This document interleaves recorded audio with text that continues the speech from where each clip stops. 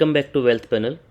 अगर आप पिछले कुछ वीडियो से चैनल फॉलो कर रहे हो तो आपको याद होगा कि हमने ब्लूम एनर्जी के बारे में डिस्कस किया था, जब स्टॉक एआई पावर थीम की वजह से कंटिन्यूसली रैली कर रहा था। लेकिन पिछले कुछ दिनों में काफ़ी व्यूअर्स का एक ही क्वेश्चन था, ब्लूम एनर्जी में इतनी वोलेटिलिटी क्यों आ रही है? क्या इसमें अपना कोई रैली और एआई का इम्पोर्टेंस ख़त्म हो गया है, या क्या सिर्फ ये एक टेम्परेरी करेक्शन है? तो आज इसी का बात को सिंपल लैंग्वेज में समझेंगे। लेटेस्ट न्यूज़ क्या है, मार्केट क्या सोच रहा है, और नेक्स्ट फ्यू वीक्स में इन्वेस्टर्स को किस चीज़ पर फोकस करना चाहिए। सबसे पहले ब्लूम एनर्जी करती क्या है? अगर आप नए व्यूअर हो तो 30 सेकंड में कंपनी को समझ लेते हैं।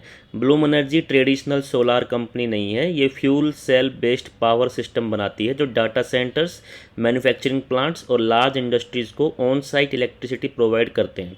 और एआई बूम के बाद इनकी डिमांड सडनली बढ़ गई है। क्यों? क्योंकि एआई डाटा सेंटर्स को सिर्फ जीपीयूज नहीं चाहिए, उन्हें रिलायबल इलेक्ट्रिसिटी भी चाहिए, और वही ब्लूम एनर्जी की बिगेस्ट अपॉर्चुनिटी बन गई है। पिछले वीक क्या हुआ था, ब्लूम एनर्जी के शेयर्स में वोलेटिलिटी तब बढ़ गई थी जब एक शॉर्ट सेलर रिपोर्ट ने कंपनी के बैकलॉग और सप्लाई चेन को लेकर एलिगेशंस लगाए। नेचुरली मार्केट में पैनिक आया और स्टॉक नीचे आ गया, लेकिन कंपनी ने तुरंत रेस्पॉन्स दिया। मैनेजमेंट ने ऑफिशियली इन एलिगेशंस को रिजेक्ट किया और कहा कि उनके पास चाइना के बाहर भी सफिशिएंट स्कैंडियम सप्लाई है, और बैकलॉग्स क्लेम्स को भी उन्होंने डिफेंड किया। और इंटरेस्टिंग बात यह है कि इनिशियल सेलिंग के बाद स्टॉक में भी रिकवरी देखने को मिली है।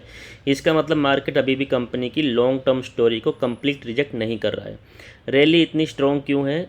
अगर आप सोच रहे हो कि ब्लूम एनर्जी इतना ऊपर क्यों गया, तो सिर्फ एक ही रीज़न है, that is AI power demand. आज माइक्रोसॉफ्ट, अमेजोन और एप्पल और बाकी hyper scalars AI data centre बना रहे हैं, लेकिन एक प्रॉब्लम है, electricity power grid already pressure में है, और इसी गैप को फिल करने के लिए ब्लूम एनर्जी जैसे कंपनीज को अपॉर्चुनिटी मिल रही है। मार्केट इसी फ्यूचर को प्राइस कर रहा है। ब्रुकफील्ड पार्टनरशिप इसमें एक नया सेगमेंट आया है।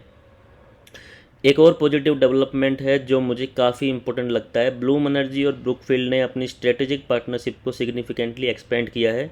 इनिशियली प्लान लगभग $5 बिलियन का था, और अब इसे $25 बिलियन तक एक्सपेंड करने की प्लानिंग डिस्कस हो रही है। ये दिखाता है कि एआई इंफ्रास्ट्रक्चर पावर डिमांड को इंस्टीट्यूशन कितना सीरियसली ले रहे हैं। फंडामेंटल्स क्या कहते हैं? अब सबसे इंपॉर्टेंट पार्ट ये है कंपनी के नंबर्स। ब्लूम एनर्जी ने इस साल record first quarter result report किए। रेवेन्यू ईयर ओवर ईयर 130% से ज़्यादा ग्रो किया है, और मैनेजमेंट ने फुल ईयर गाइडेंस भी इंक्रीज की। ये सिर्फ हाइप नहीं है, बिजनेस नंबर्स भी इंप्रूव हुए हैं। तो फिर रिस्क क्या है इसके अंदर? हर स्ट्रॉन्ग स्टोरी के साथ रिस्क भी आता है, और ब्लूम एनर्जी का सबसे बड़ा रिस्क है वैल्यूएशन।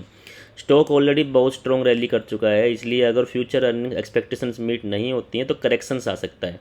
ये हेल्दी भी हो सकता है, और इसी वजह से इन्वेस्टर्स को सिर्फ एक्साइटमेंट नहीं, वैल्यूएशन भी देखनी चाहिए। मैं क्या वॉच करता हूँ इसके अंदर? अगले कुछ वीक्स में मैं पर्सनली 3 चीज़ों पे मॉनिटर करूँगा। Number 1, AI data centre spending.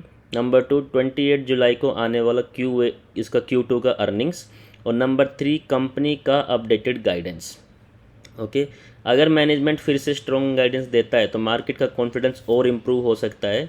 तो फाइनल थॉट्स इसमें ये रहेंगे, मेरे हिसाब से ब्लूम एनर्जी अब सिर्फ क्लीन एनर्जी स्टॉक नहीं रहा, ये एक एआई इंफ्रास्ट्रक्चर थीम का इंपॉर्टेंट पार्ट बन चुका है। लेकिन याद रखिए, स्ट्रॉन्ग कंपनी होना और परफेक्ट बाइंग प्राइस होना दोनों अलग बातें होती हैं। शॉर्ट टर्म वोलेटिलिटी कंटिन्यू हो सकती है, लेकिन लॉन्ग टर्म स्टोरी को देखने वाले इन्वेस्टर्स फंडामेंटल्स, अर्निंग्स और एग्जीक्यूशन पर फोकस रखें। अब कमेंट्स में ज़रूर बताइए आपके हिसाब से ब्लूम एनर्जी का नेक्स्ट मूव क्या होगा।